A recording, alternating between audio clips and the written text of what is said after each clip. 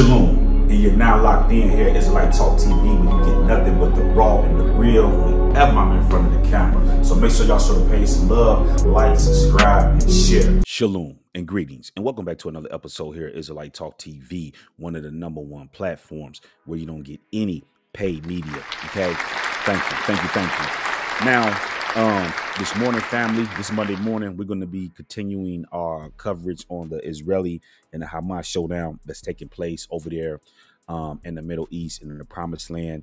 And there's a lot of stuff that's going on over there. Okay.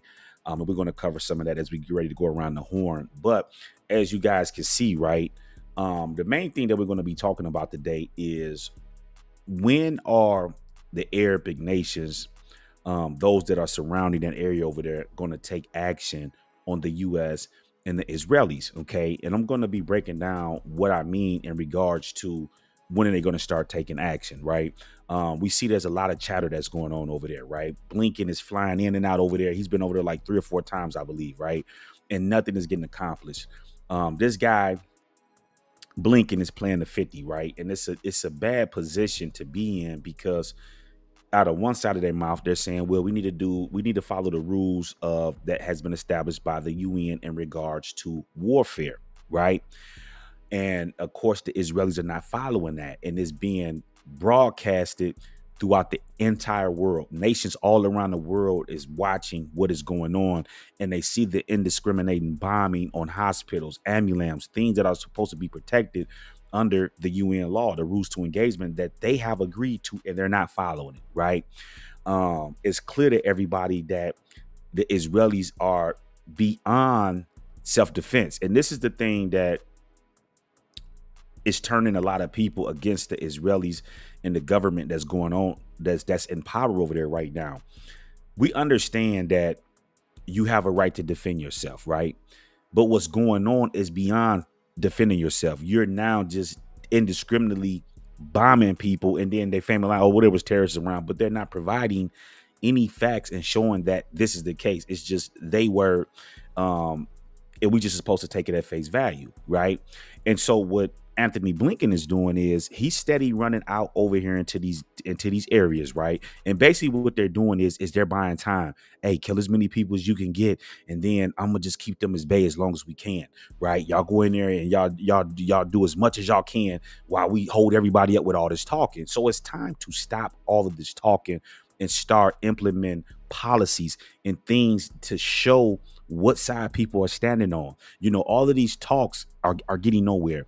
The United States is speaking with that slippery tongue that they always speak with.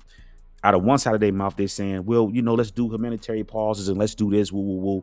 And the Israelis are saying, no, we're not doing that. So basically, the tactic that they're implementing is good cop, bad cop. And we know, and we as Israelites, aka / African Americans, know these tactics very well.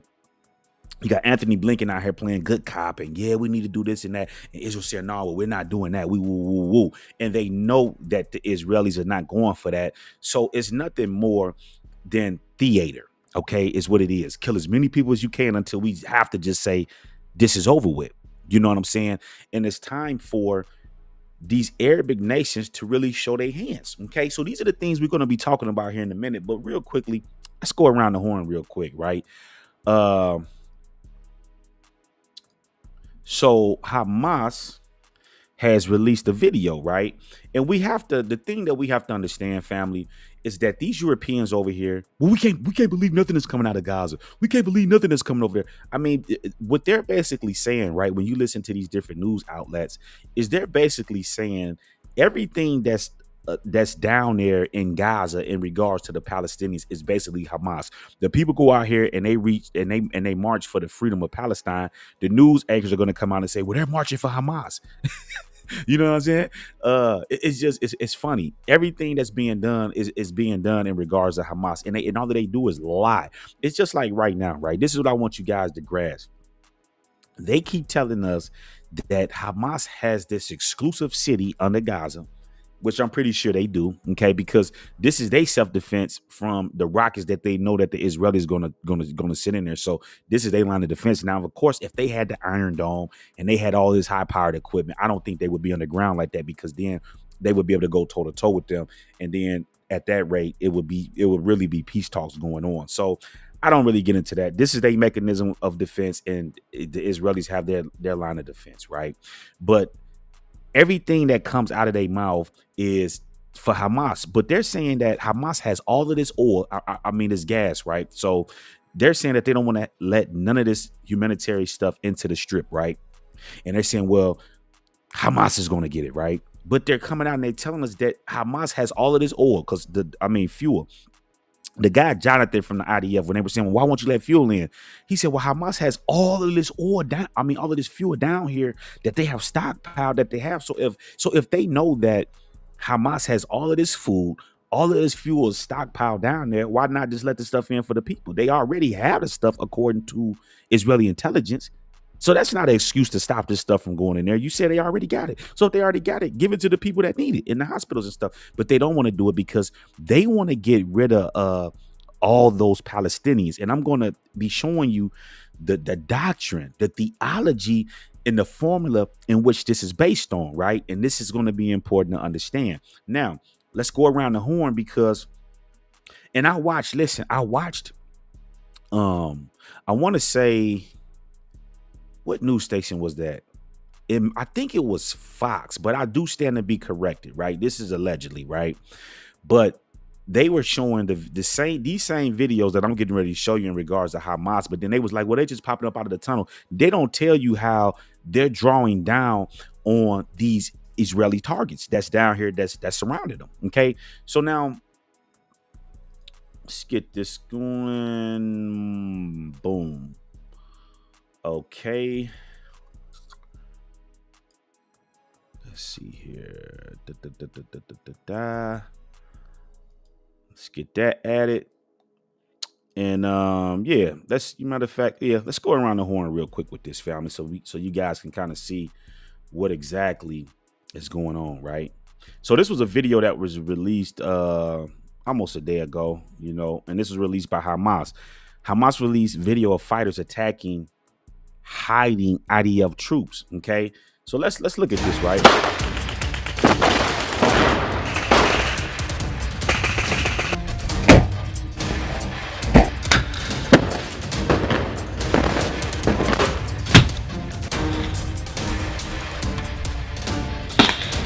So if you guys notice, Hamas now, man, they in them to see all them abandoned buildings that they done broke down and did all of this. They know how to get through those buildings, through those territories, because they from down there. So they know how to maneuver. So if you notice, Hamas and them, they down to fight, man. They popping up out the cut. They got rocket launchers, you know what I'm saying? They got anti-tank missiles, you know what I mean? So they're taking out tanks, and they're taking out fighters. Okay, so let's check this out.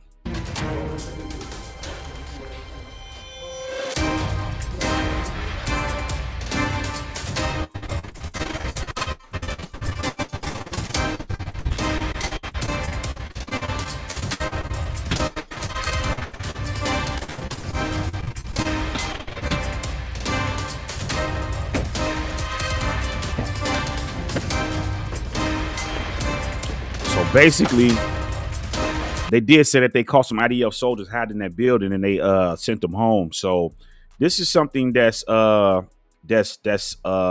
continuing to go on down here as they continue to keep fighting. Now, this was released about 6 hours ago, right? Of some fighting that's going on down there in the Gaza Strip. Okay, or the Gaza area where they're trying to infiltrate at, right? Look at them boys.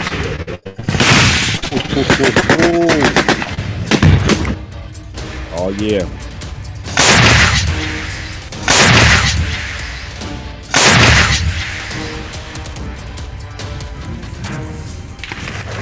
Look how they creeping up.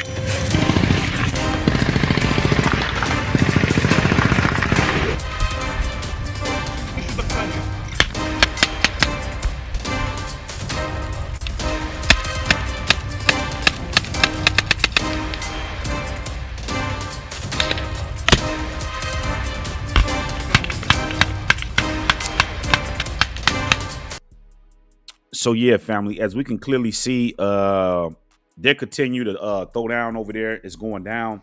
Also some breaking news that well, I ain't gonna say it's breaking news, but just some things to add is that the Israelis and Hezbollah is having this showdown up there in the north. So recently the Israelis, I believe, targeted a car vehicle, which they said had Hezbollah fighters, but they said it was children and kids and stuff in there, and they killed them. So now what Hezbollah did is they relaunched told it, or it might have been the other way around. I stand to be corrected, but they shot and down there and they killed and they hit people down up there in the north.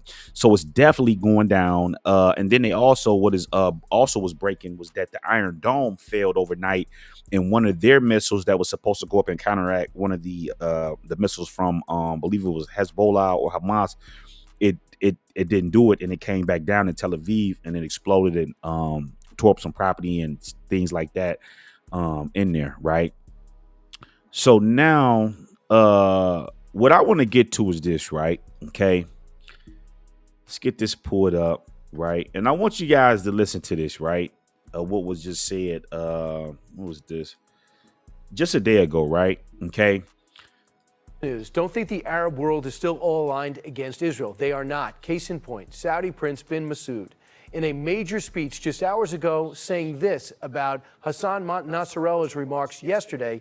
He runs Hezbollah, saying this: there is no doubt that the axis of resistance is a big lie. That's what Nasrallah referred to yesterday. The 100,000 missiles and massive weapons that Hezbollah has have nothing to do with supporting the Palestinian cause. The so-called axis of resistance has been dealing with the Palestinian issue for years and is only a means of implementing Iran's agenda in the region. No kidding. So right here, family, okay, the Saudis, the House of Saud released this statement, and I believe the House of Saud is actually the House of Esau, right? And I'm going to be going more into this. I know that our Israelite brothers, in their ignorance, continues to peddle, and these Europeans know this, and this is why they allow this stuff to go on, because they know that these are false targets, fake targets that they're aiming at. They know this is this trash. This is why they don't really entertain it. The Europeans are not Esau. Okay, we can track them not only through the Bible but through history where they come from. They come from those Caucasus Mountains in them caves where they finding all those Neanderthals, those subspecies at. This is where they come from. They are from the line of Japheth. Okay, and the DNA proves this, right? The other thing is that it doesn't. I don't even entertain this stuff because it doesn't make logical sense and it doesn't make common sense. And when you really break all of this stuff down, it doesn't agree with the doctrine. And this is the problem within these Israelite communities. A lot, the doctrine that's coming out of these, and I'm gonna call them old heads because they come from that old line of thinking, that old line of teaching, and they're continuing to peddle these doctrines because of the large masses and gatherings that they have obtained. They don't want to change the doctrine up. Okay, but we're going to be addressing that. This is not the platform and time right now for that. We will deal with that in days to come. But the bottom line is that Saudi Arabia are snakes.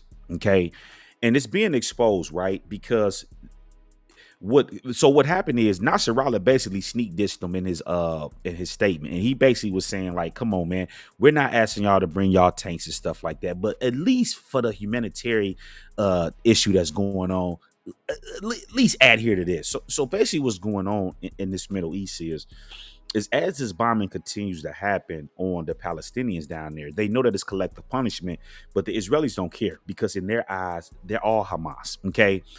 And this is why one of their ministers just recently talked about dropping a nuke in them, dropping a bomb on them and stuff. And he was supposedly removed and all this other stuff. So it shows you that these people are not righteous, as Tanakh tells us the people that will go back into that land will be righteous. These people are wicked, is all outdoors, right? But Saudi Arabia is basically saying, because they're being called to the carpet and saying, well, listen, man, at the end of the day, if we don't agree, because Iran and Saudi Arabia don't get along, okay? So the thing about it is they have these scrimmages back and forth, and what Iran understands is that Saudi Arabia excuse me, Saudi Arabia is in bed with the United States. So this is why they kind of tread carefully, because they know that Saudi Arabia is aiding and abetting the United States. They're allowing all these troops to come into Saudi Arabia. They're allowing, all of this intelligence stuff to be gathered in the nation and stuff like that. So it's a problem, So this is why Nasrallah is kind of watched his tone when he did the message that he did. But something else to watch out, he has another one that's coming up this Saturday on the actual Shabbat day, right? So that's something to watch out for, because I believe that the tone is going to change a little bit, right? So the bottom line is that Saudi Arabia and all these other countries, Egypt, even Erdogan up there in Turkey, at what point are you guys? Because here's the deal. All of this talking is not getting nothing done. Blinking all these trips and all this other stuff. And now the head CIA director is out in Israel right now. So this tells you that this thing is getting big. But let me say this, right, in regards to Iran. Let me explain to you why they always target Iran in the media. We got to get Iran. We got to put sanctions on. We got to da-da-da-da-da-da. You know why? Because they know Iran is not playing, right? When you look at the let me get this tab shared for you real quick, right? And I want to break this down, because you guys got to understand the history of what is going on here, right? Now, let me bring y'all attention to 1979, right? Okay. Let's talk about the Iranian hostage crisis, okay? The Iranian hostage crisis, right? Now, in 1979, right? Okay, let me get this highlighted so you guys can understand this. The article brings out, and this is on the Office of Historian. This is a United States department. This is on their website. You can go there and pull this up, right? It says, in the wake of a successful revolution by Islamic fundamentalists against the pro-American Shah of Iran, the United States became an object of virulent criticism, and the U.S. Embassy in Tehran was a visible target. On November 4th of 1979, Iranian students seized the embassy and detained more than 50 Americans, ranging from the Chardi affairs to the most junior members of the staff as hostages.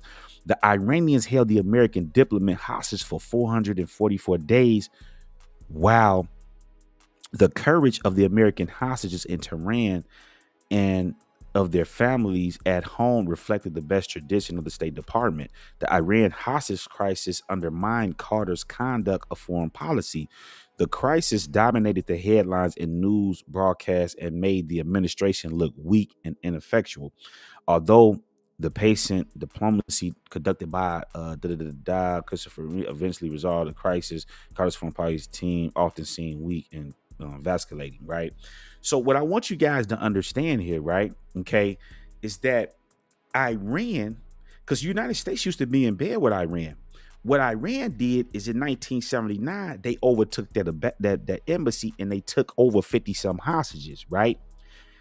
And so the United States know that they don't play. This is why you're seeing they saying, hey, all the ambassadors, y'all come from over here. Hey, y'all come from over here. Y'all, because they know that they will take those bases over and they will keep them people hostage. So they know Iran is not playing around. They're not nothing to play with. And then you got to understand that the Persians have already been a dominant power over there. They used to run that region at one time, right? We were released under Cyrus. Okay, so the Persians, they know how this stuff go. They've been around the block. This is not nothing new to them, right? Now, let's share this tab right here, right? Now, okay, the other thing that we have to focus our attention in is on the Lebanon hostage crisis, right? Now, what is the Lebanon hostage crisis? Now, this has to do with Hezbollah, right? And this was in 1982, right? Okay. And let me highlight this. You guys can go look at this. This is on Wikipedia, right? The Lebanon hostage crisis was the kidnapping in Lebanon of 104 foreign hostages between 1982 and 1992, when the Lebanese civil war was at its height. The hostages were mostly American and Western Europeans, but 21 nationals origin were represented. At least 8 hostages died in captivity. Some were murdered. Others died in lack of adequate medical attention to illness. During the 15 years of Lebanese civil war, an estimated 17,000 people disappeared after being abducted. Okay, now grasp. Those taking responsibility for the kidnapping use different names, but the testimony of former hostages indicate that almost all the kidnappings were done by a single group of about a dozen men coming from various clans within Hezbollah's organization. So the fact, now you guys can go back and read through that, but the point that I'm trying to make here is that they know Hezbollah is not playing, and they know Iran is not playing. The only people that's playing out here is Saudi Arabia. Okay, they're playing around. Okay, now they know that the Turks will fight, but Erdogan, what are you doing? Now you said that you're done talking with Netanyahu, but at what point are they going to start sending humanitarian aid down there and say, well, listen, we're taking this stuff down there and it's going in there, and if y'all touch one of our tanks or whatever it's going to be up. Now people may say, oh, well, this is kind of radical. Well, no, it's not, right? Because here's the deal. We got a situation where Israel is into it with Hamas out here, right? So after this attack happened, within 2 days, the United States sent arms over here in order to arm the Israelis in their attack, in their assault on Hamas, which is now claiming the lives of innocent Palestinian people. So if the United States is going to say, we're going to give them this stuff and they can go in here and do all of this, why is the Arabic nations around allowing this to just go down and they're not intervening? If the United States can arm them, what makes the United States so powerful and so sit at the top where they can just skirt around the rules of engagement and arm people? Okay, because they're basically involved in that war because they have armed the people. They have personnel out there. They have drones that they're flying over Gaza. So at what point do the Arabic nations start to say, listen, y'all arming them and y'all don't want to entertain this ceasefire, so y'all embassies got to get out of here? Okay, y'all can't come out here until this stuff is settled. Okay, y'all got to get out of here. We're not sending no oil in there. And let me tell you this, family, Israel's are already in trouble, okay, out there, because they have, first off, let's look at this right here, right? Okay, let's get this tab pulled up, right?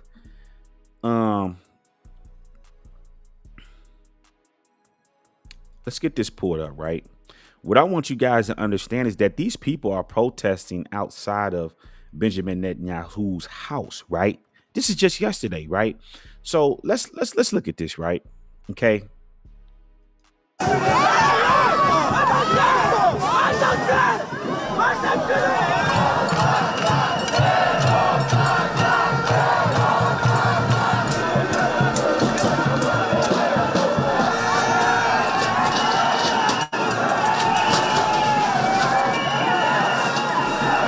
So family, this right here is out at Benjamin Netanyahu's house.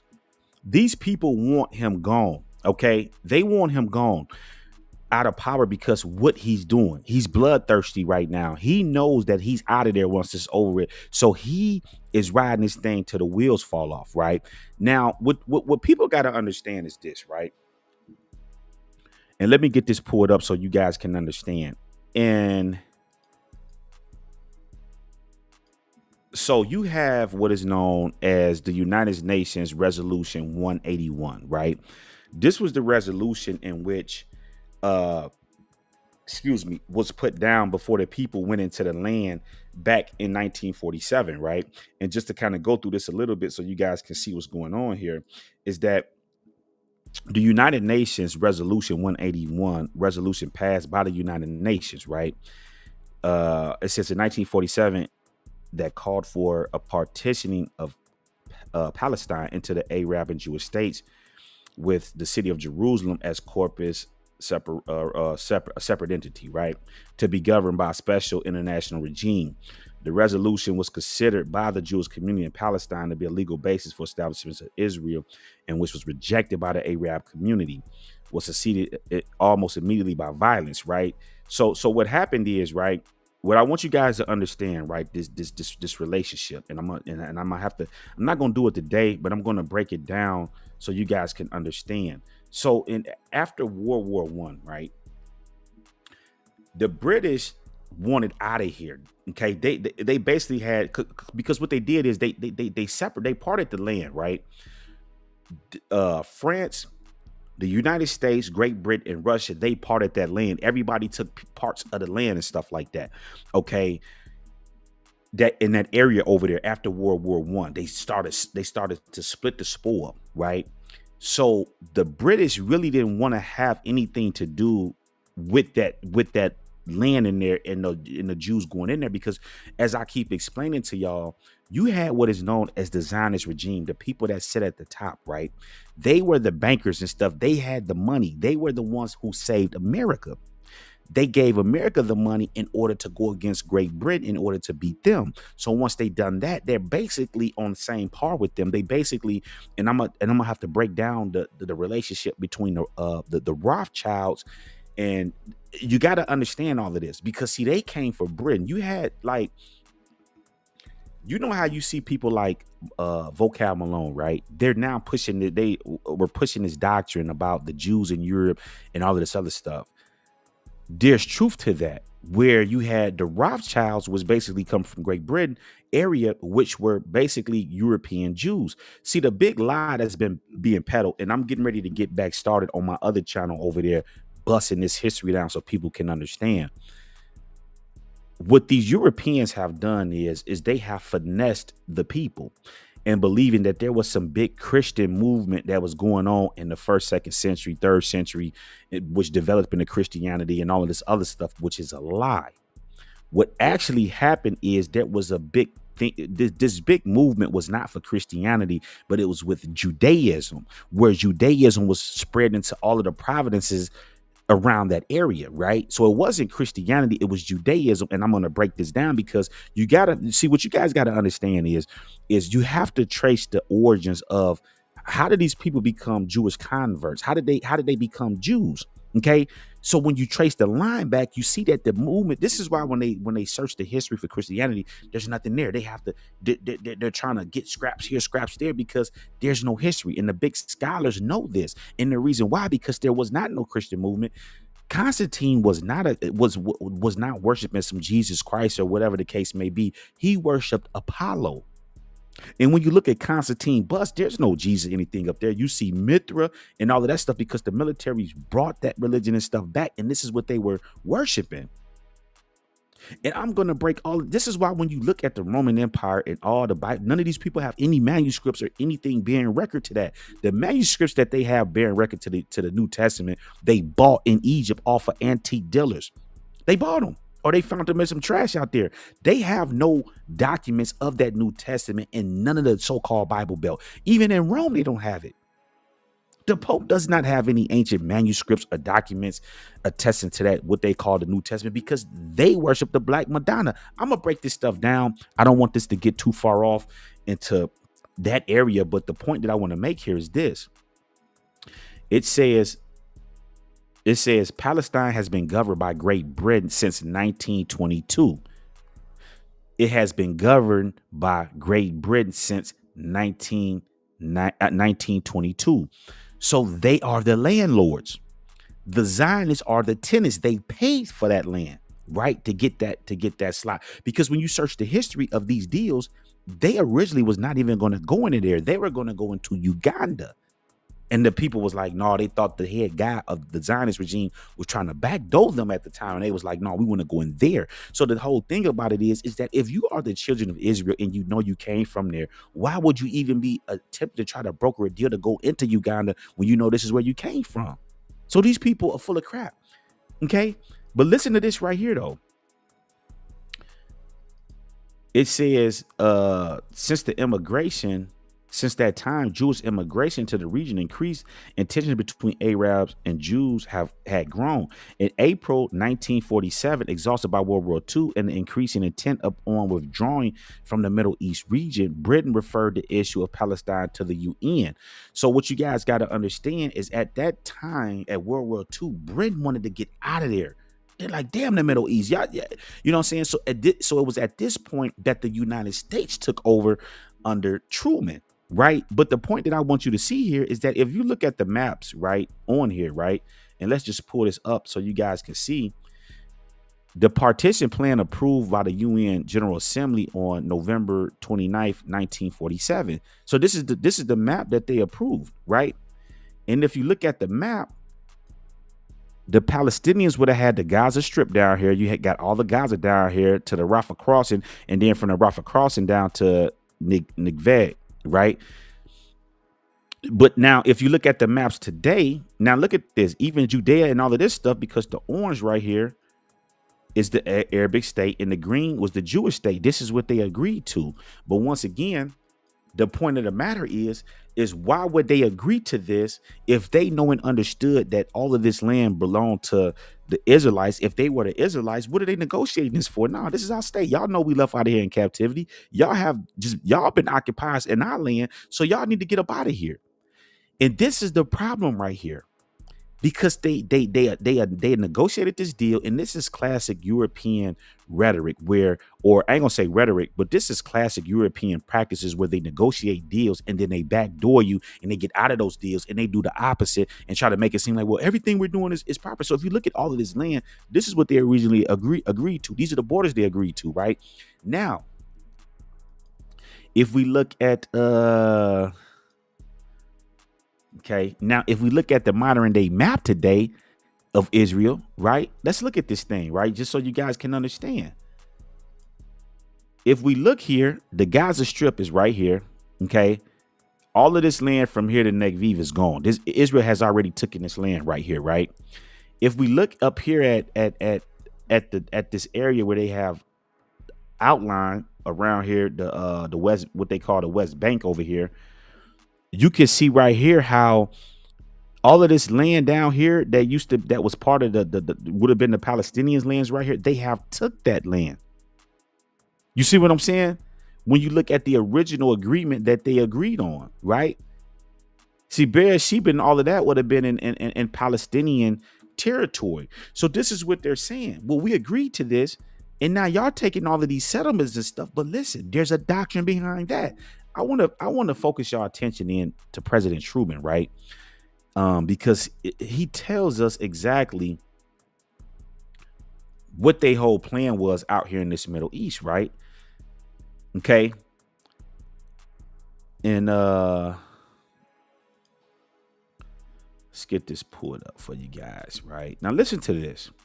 We had several other people in the country, even among the Jews, the Zionists particularly, who were against anything that was to be done if they couldn't have the whole of Palestine and everything handed to them on a silver plate so they wouldn't have to do anything. It couldn't be done. We had to take it in small doses. So you hear what Truman is saying? They had to take it in small doses.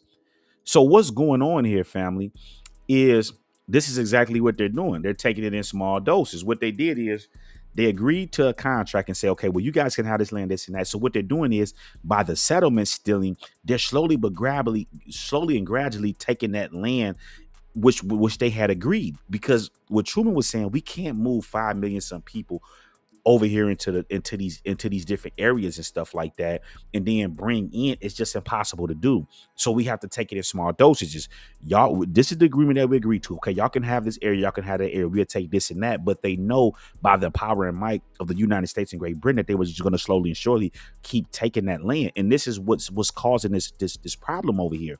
And they're too far in to get out of the hole, because then people are going to say, well, y'all said that y'all guys chosen people and this and that, and this was a prophecy being fulfilled. So the only way for them to come out of there is by them getting their tail kicked. That's the only way they're coming up out of there. And they're going to continue to keep stealing land and settlements. It's just like right now. The news outlets are not reporting on what's going on in the West Bank over there, how the Israeli army is targeting Palestinians over there and all type of stuff. And my thoughts is that Benjamin Netanyahu know he's out of there. So he's going for the gusto right now. My thoughts is they're steady provoking the people over there in the West Bank, because if they can get any type of rocket fire out of there, they're going to flatten Hamas over there. Okay, the third holiest site over there where the Muslims pray at, and they're gonna do it under the pretense where they fired a rocket over here and they did this and that, and they got a base up under the thing, this and that, and we're gonna flatten it. This is what they're doing. They're continuing to provoke them so they can just take all of the land. Okay, winner takes all. So my question is at what point are the powers in the region around gonna pop in? This is the question. At what point are they going to stand up and say, listen, we see what y'all doing. We're going to cut off. We're going to, because they got to apply pressure. See, the only thing that the United States understand is pressure. OK, you see what's going on over there. They're showing you their true nature, their true side. They don't care. They will go kill over 10,000 some people and they act like they just the best people in the world. And there's nothing wrong with what they're doing. OK, so this is the deal. You know what I'm saying? So at the end of the day, when are they going to start setting up and start executing? Hey, listen, no oil is coming in there. We're not bringing any food in here. We're not doing, the Israelis are not getting nothing until they stop this ceasefire. And this is what Iran was saying. And so Iran and Saudi Arabia has this thing going back and forth because Iran told them, right? And I want to show you guys something else, right? On this map, right? I want to show you guys something, right? Let's get this map pulled back up, right? Okay, let's do this real quick, right? I want to show you guys something. If you look at this map, right? Let me zoom out, okay? We look at this map, right? And we sneak on over here to Iran, right? So what they did is, you know, they put these sanctions and stuff on Iran, right? There was an article that was done back in, and let's just jump over here real quick, right? And we'll come back to the map. Here's an article that was released back in 2018, right? And it was released on the Council on Foreign Relations, right? And it goes, free flow of oil straight off Hormuz and policing international sea lanes, right? So what happened is Saudi Arabia made an announcement, right? And let's see if I can get this highlighted. Okay, now listen to this. It says Saudi Arabia, in the aftermath of a Saudi Arabia announcement that it would temporarily halt oil shipments via the Bab el Mandeb Strait. The Saudi announcement came after two of its oil-laden tankers were attacked by Yemen Houthis militias. Shipment in the Bab el Mandeb Strait, which connects to the Red Sea, Suez Canal, and with the Persian Gulf and Indian Oceans via the Gulf of Aden, is a major sea route of oil shipment of close to 5 million barrels a day of crude oil and petroleum products in both directions, including 2.8 barrels a day flowing from Middle East to Europe, right? Now, listen to this right here. The Yemen rebels attacked these ships, right? Now, listen to what Iran said, right? It says Iran has threatened that the United States will be mistaken if it thinks Iran would be the only country unable to export its oil. Iran explicitly mentioned its ability to close the Strait of Hormuz, through which over 18 to 19 million barrels a day of Middle East crude oil transits. The United States has the capability to reopen any blockage of the strait by military means and provide minesweepers and military shipment escorts to reflag Kuwait oil tankers in the 1980s during the 8-year Iran-Iraq war. So what they're saying is let's get back to the map over here, right? Okay. If we look down here, right? Okay. The United Arab Emirates and all of this stuff is back here on the backside up here by Iran and stuff, Qatar and all of that, right? Now, if we look at the Strait of Hormuz, the Strait of Hormuz is right here in this area right here. So you see that right there, the Strait of Hormuz, right? And it's this area between Iran and Saudi Arabia right here, right? And I guess the United Arab Emirates. So as the Saudi Arabia shipping the oil and stuff down here through the Persian Gulf and stuff through here, what Iran is saying, we'll shut this down and won't nothing move. Cut us in or cut it out. Okay, so what Saudi Arabia has done is they have used they want to use the United States muscle in order to move all of their stuff, through here and continue to do business, right? And so I want to point to something that you guys better pay attention to right here, right? And this is big, right? In this article, it says, let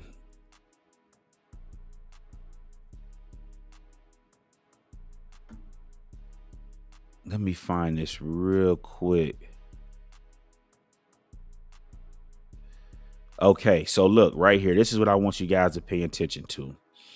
It says, still in private briefings, Iranian officials are throwing around the term strategic patience as a guide to current thinking and noting that Iran has weathered sanctions for decades and will take no drastic measures against the United States or its regional allies. The argument goes that Tehran can afford to wait out the Trump administration, which will face a new election in 2020, and that Iran's priority in the interim should be to avoid direct military clashes with the United States, which it believes U.S. allies, Saudi Arabia and Israel would like to provoke. So what happened is, right? So what's going on here is that Saudi Arabia, and of course, Israel's in bed with the United States, what have you. So when Iran said that, they was like, well, we'll send our military over there and we're going to escort that oil up out of there. We're getting it up out of there. So what they said is it's strategic patience. All right, we'll let y'all continue to keep doing that. But no one understand those days are coming to an end, which you can see now where Biden got in. They backdoored Trump, right? They backdoored Trump, put Sleepy Joe in there. And now they see that the United States government is weak. So now they applying that pressure over and let Saudi Arabia know, like, listen, this ain't the Trump era. This ain't that. You know what I'm saying? And we'll stop the flow of everything that's coming in through there, right? Let's not play. You know what I'm saying? So this is what's going on. So no one understand that if Israel fall and the United States fall, then Saudi Arabia gonna be in trouble because they got to know that Iran does have nuclear warheads. They have it. And so Saudi Arabia is trying to get, all of this stuff from the United States. But the United States is also going backdoor them because this is how they do it. They did it in World War I, where they was promising, oh, you have a Arabic state, this and that. And then they backdoored them just to get the victory. This is just how the United States play. They slimy. You know what I'm saying? So this is what's going on out there in the Middle East, right? Okay. Now, the last thing that I want to touch on, and we're going to close this up, right? I want to play this tab right here. And we're going to wrap this up. Okay.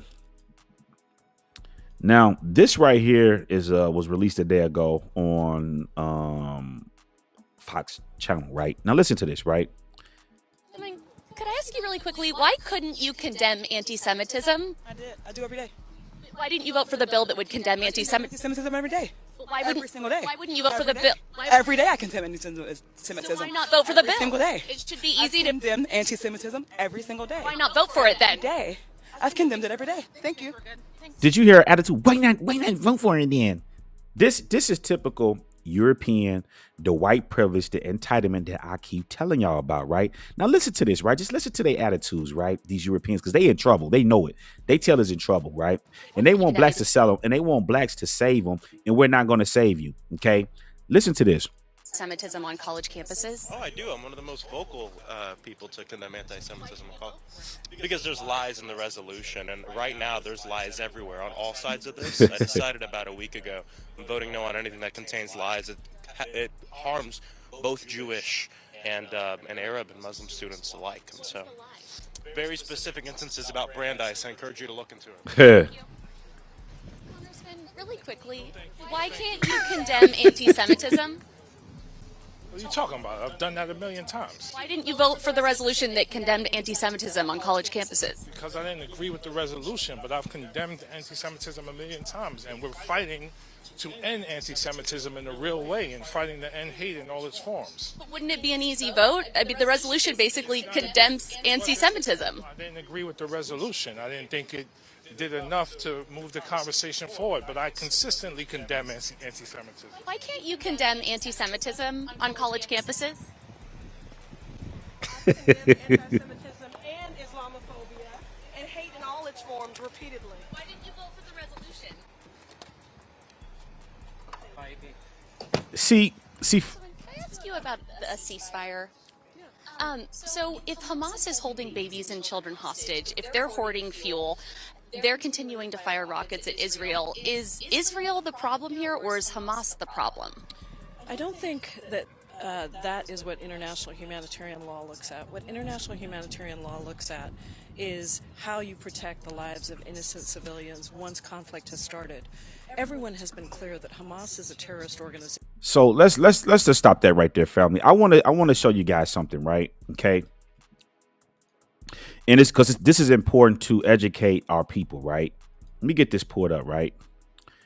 Now, you see here, you see here right here that we have this tab that's pulled up, and this is real simple to do, right? But a lot of people don't do this.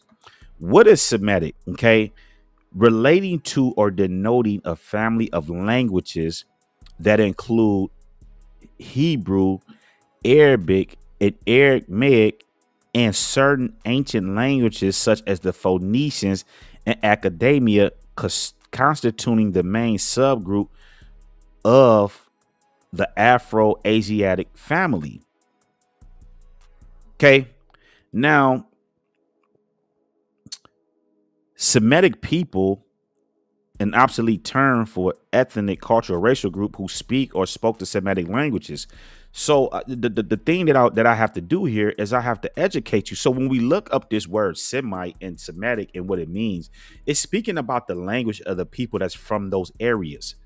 So how can these people, they're coming out and they're trying to weaponize this word anti-Semitism, and they're trying to pass bills in order to have people get in trouble by saying certain things that they deem as anti-Semitic, when we just looked at the definition of the word. It's speaking out about the people that's in those regions, including us, because we came from those regions, okay? And we spoke those languages, right? And it's proof of that in American history with the slaves that they brought over here. So the thing about it is, you want to say that you guys are the only people that are Semitic people. Anything that's ever said about y'all and that y'all don't agree with, people are being anti-Semitic. And this is the thing that's fueling the hate against the Zionist regime, because they're never wrong. And nothing they do, they're never wrong. They're always right. And logical sense tells us that at some point we're wrong. And people need to be educated on this, because how can you say somebody's anti-Semitic when it's speaking in general of people from those areas that speak certain languages? So how can the Palestinians be anti-Semitic when they are Semitic people? How can we be anti-Semitic when we are Semitic people? We came from that region. And these people are trying to, once again, they're trying to flip this thing as they always do. Just like they took the name of Israel and attached it to that land, which that land was never called that. It's speaking about the people. It's the same thing they're doing with this. They're taking anti-Semitic and they're flipping it and they're trying to weaponize it and turn it into a weapon when it doesn't even mean what they're trying to make it out to mean. People have the right to protest. So because people are protesting for Palestinians, oh, now it's a Hamas rally. People see the injustices that's going on down there and they're speaking out against that. So the question is when are the Arabic states going to stand up and start imposing sanctions, blockades, you know what I'm saying, on the Israelis? I mean, the time and talking is over with. The only people that's down there moving and stepping is, of course, Hamas and Hezbollah them up there. Okay. And then the Houthis, they done fired them up, because you got to remember, Iran uses the Houthis in order to keep Saudi Arabian active, because now listen, we'll get on y'all top too, because they always at war over there. You know what I'm saying? So all of this stuff is strategic. I know I went over a little bit today, but we just got to talk about this stuff. You know what I'm saying? So at the end of the day, y'all thoughts in the description box. Do y'all think that the Arabic nations need to start putting in some work? Because all of us talking about, well, we need humanitarian pause, we need this, that. Somebody got to start taking action. The UN is not doing nothing. NATO ain't doing nothing. Nobody is doing nothing. The only people that's doing something is the United States by aiding the bed Israel down there. And of course, you got Hamas and you got Hezbollah and them up there. You know what I'm saying? That's got things turned up. So when is everybody else going to really step in and say, okay, enough is enough? We keep saying we need this done. Israel's not listening. So now we're going to start cutting this, and this until you guys get it done, because the United States has the power to make them stop, because they're the landlords. They took on this problem, so they have to settle it at some point. So I'm signing off here on Israelite Talk TV. Y'all stay safe. I'll see y'all tomorrow. Shalom.